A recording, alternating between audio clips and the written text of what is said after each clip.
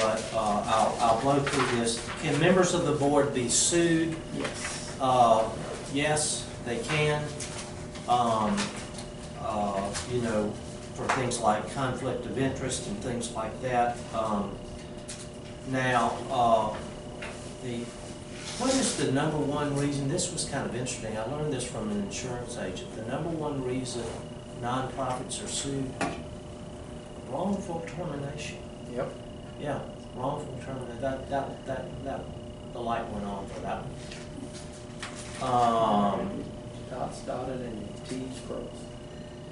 You know, if a board member disagrees with the decision of the board, if there was a vote and there's a disagreement, sometimes if it's kind of a touchy situation and with some legal consequences, the board member will say, I want to note in the minutes that I voted you know, against this decision.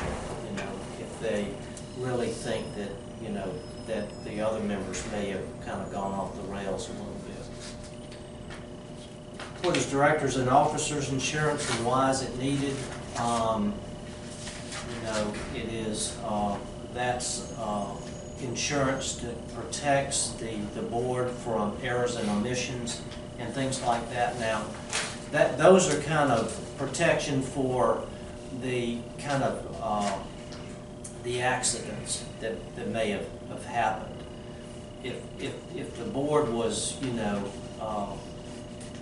the board can make some decisions that that D&O ain't gonna touch. I mean, or D&O won't cover if there was some kind of malintent or anything like that. But errors and omissions are just kind of the things you just kind of forgot. And D&O insurance directors and officers insurance can kind of help cover that. And you should have a bond on the people that are handling the money. Mm-hmm. Mm-hmm. Yeah, yeah. You need some defensive measures taken, particularly as your asset grows and gets bigger. Can a nonprofit lobby? Mm-hmm. To a certain extent. Right now they can. You cannot electioneer. You can lobby the position of your mission, of your organization's mission. You can communicate that and say, you know, we're here to advocate for this because, you know, this is who we are and this is what we do. But a nonprofit cannot say vote for this person because this person is, you know, is gonna go one way or another. Okay. Are raffle tickets tax deductible? They are not. Even though a raffle ticket can be purchased from a nonprofit, you are buying a chance for a windfall benefit, and those are not that you're buying a chance and you're not giving in a way that can be treated in a deductible manner. And a lot of times nonprofits that do have raffles will have to go to the state to get a kind of a license for gambling. You know, in effect, a raffle is kind of a gamble. It's a form of gambling. In a lot of states, you have to go and get that permission of the state to conduct a raffle. Okay? All right.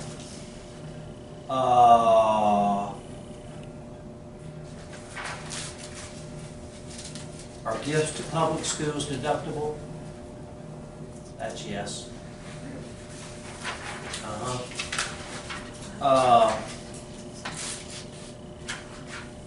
Any other questions y'all want me?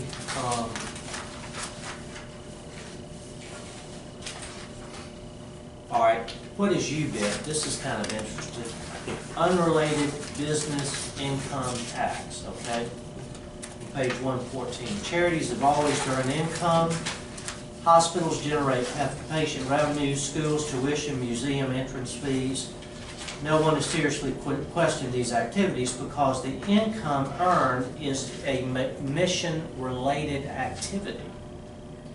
These are essentially, there's essentially no limit on the amount of income a nonprofit can earn from related business income. Question arises when income is derived from unrelated business income, which triggers the unrelated business income tax. A charitable organization is subject to the tax if it earns income from a trade or business which is regularly carried on and which is unrelated to its exempt purpose. An activity is not considered related simply because the proceeds are applied to the charitable activities of the organization. Operating a spaghetti factory and applying the profits to charity would not make the factory exempt. You know, a nonprofit could have enough money to set up a shop, but you know, that's making spaghetti was not related to the or related to the, yeah.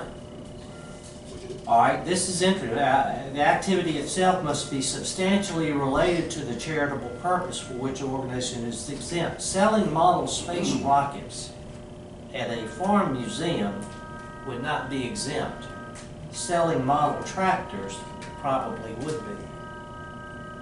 It's just, you know, it's either related to your mission or if it's unrelated. If it's unrelated, and like you have an investment in a building and you're renting that building out for income, that income is going to be taxable because it's not related to the purpose of your nonprofit. There's this legal term called de minimis where, you know, it flies below the radar screen. But if you're getting enough money from the rent, then it may, you know, flag some IRS suspicions. And I've never known any case of the IRS doing that, but Yep. it does come up occasionally in cabinet meeting rooms when you're dealing with particular situations. It's a little heated. All that stuff. Does this have, suppose you say, okay, sauce and jelly production's going sky high, we're making a little money off of it, let's go ahead and pay the income tax on it. Does that compromise your ability as the major organization to continue your nonprofit status? Okay, that's a good question because there is the charitable test, and you cannot get lopsided on the amount of money that you derive from selling jelly versus the amount of money you raise for public charities. You know, you can't have a very anemic development office and not raise any money through charitable intent. You can't get lopsided.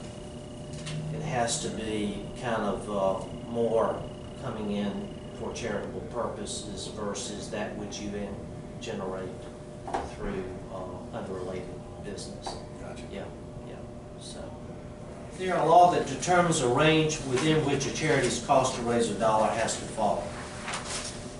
There is no legal limit to the amount of money a charity or other nonprofit can spend on administrative or fundraising costs. Various arbitrary limitations on percentages of fundraising or administrative costs have been ruled unconstitutional. The real question is whether the organization is fulfilling the mission effectively.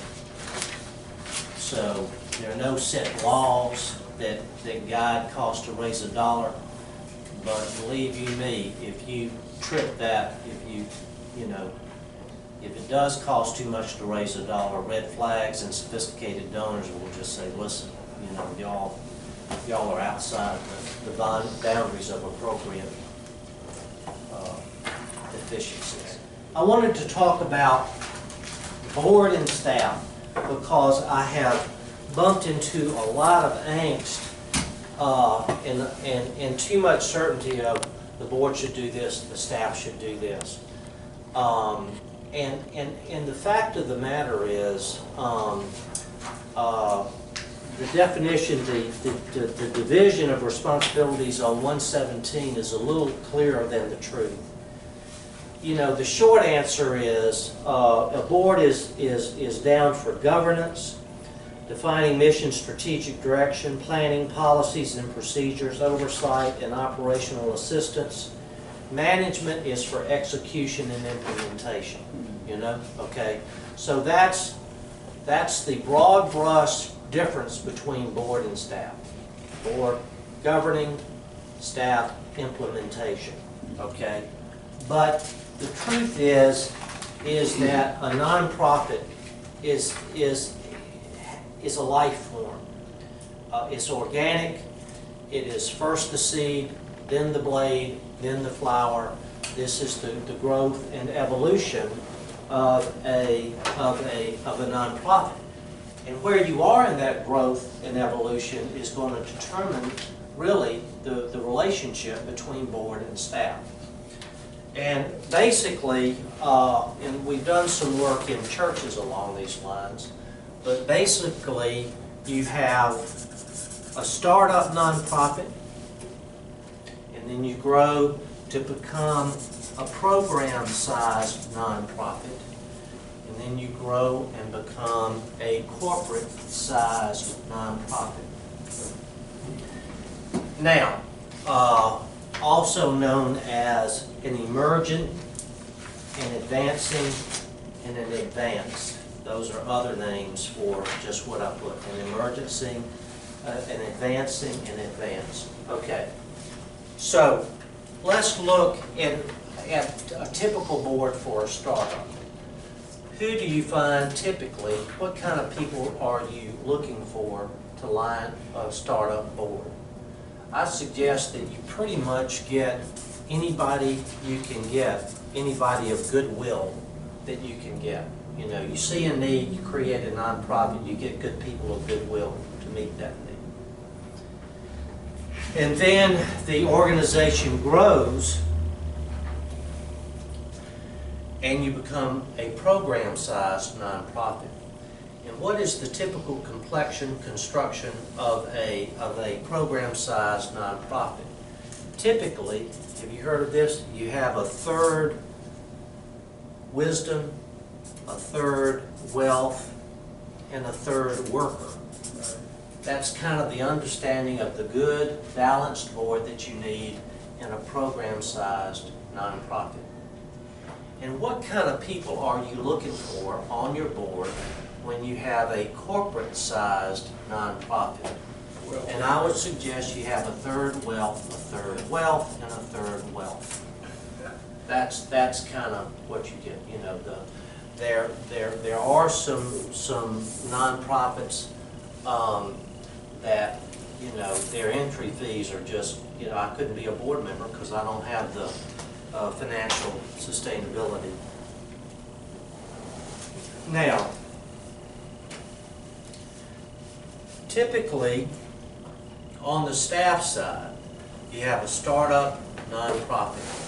For people you have to have as board members. And then the nonprofit starts to grow. And typically, you hire, your first hire is somebody like an executive director. You know, the staff who, you know, is there to implement and support the board, okay? And then it's like cells. When they grow, they divide and, you know, they become more specific. And an executive director may hire a program person to help push your mission, help push your ministry. And then later on down the way, a person is going to be hired to run your development office and things like that. So a startup doesn't have any staff, and then you start growing staff and you start emerging into a program-sized nonprofit. Now, in this startup, you are board-driven. As you move to a program, you pretty much have a balance between responsibilities between board and staff. There's a complementary kind of relationship. And then on the corporate-sized nonprofit, typically you have enough money where you're mainly staff-driven. I mean, you have enough money to hire experienced professionals within the life of your corporate-sized nonprofit, okay, experienced. And so you're mainly, as this is mainly board-driven, this is mainly staff-driven. And so I think that it's important to kind of gain a sense of propriety, because this, nonprofit board staff relationships, it's not one size fits all. It's going to be, those relationships are going to be somewhat defined by the size and the dynamics of the nonprofit itself. So I just thought that was important to point to make. And the other thing that I will end on is on page 121. Can we go back to the corporate there? You got Yeah. a third, Wealth, a third wisdom, and a third work. No, a third wealth, a third wealth, a third work. Versus wealth, wisdom, work. It's all money. It's just where we are. Emory is going to have trustees. Now, Emory has board of governors. I was on the board of governors. But, that's just, alumni, volunteers doing good things. But the trustees, you're going to have the head of Sun Trust. You're going to have the head of King and Spalding. You're going to have some, throw weight on the, on the lining of that board, things like that. Now, let's look at board expectations of staff, because we are staff people. We're here to serve them. The staff should provide the board with clear job description. Staff should offer education and training regarding areas of nonprofit governance, fundraising programs specific to the mission. What I think is important is, by design, I like to have in all the board meetings one portion of maybe a quarterly board meeting that's kind of dedicated to nonprofit curriculum, just so that after a board experience of 4 years or whatever, that board member is going to be much more savvy about nonprofit life and, the role of resource development and things like that. And so that's just something that I think that's important to have within quarterly board meetings. A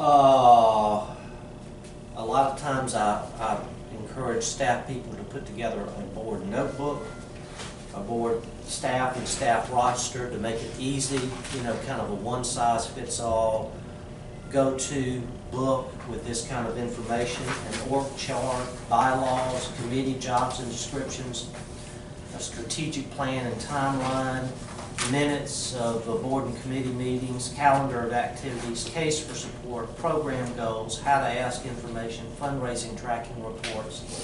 These are the things that I'm hoping that you as staff members will want to compile and put together for your board members, to give them everything that they need to succeed. And then, this is another thing that I think is important for board members, is to create a dashboard. The dashboard in the card is created so that you can measure important things to measure, like speed, like gas, fuel, where you are, temperature, if you're too hot, too cold. On your dashboard, these are important measurements, for your safety and well-being, okay? Well, we need to have the same thing, a dashboard, so that kind of on a single pager, you can have some metrics so that the board members can go through and kind of see, how we're doing, It's a way for board members to kind of take the temperature of the organization. And, on the dashboard information, these are the things that I think are important for us fundraisers, is, where are we within the fiscal year, be it a calendar year or a fiscal year, fundraising goals, you have a thermometer, fundraising raised to date, percentage of goal, average gift, sometimes that tells us a lot, is it too high, too small, batting average. Sometimes if for every 2 solicitations we make and we get one of them, if we're batting 500 that means we're not soliciting enough. It's like I was telling somebody, if you're more than 90, if a real estate owner of a building has more than 90% occupancy, well, you're not charging enough, or something like that. So if you're batting, too high on your solicitations, you're probably not soliciting enough. Cost to raise a dollar is the big one. And that's the one that I would think you need to spend some time to determine where you are on cost to raise a dollar. Because if you're spending too much, that is not good. Also, if you are under-investing in resource development, that's also not good. That's also not good. And just understand that in the C wing, it's going to be run more by the accountant mindset than it is the resource development mindset. We are here to grow the pie. That's why we're here. We are here to grow the pie, so that we have money to fund the mission. No money, no mission. No bucks, no Buck Rogers. We're growing the pie. But you're going to be up against people who their default is, we're in financial position, let's cut, let's cut. Well, it may be you do cut some areas, but resource development is about the last place you want to be. Okay?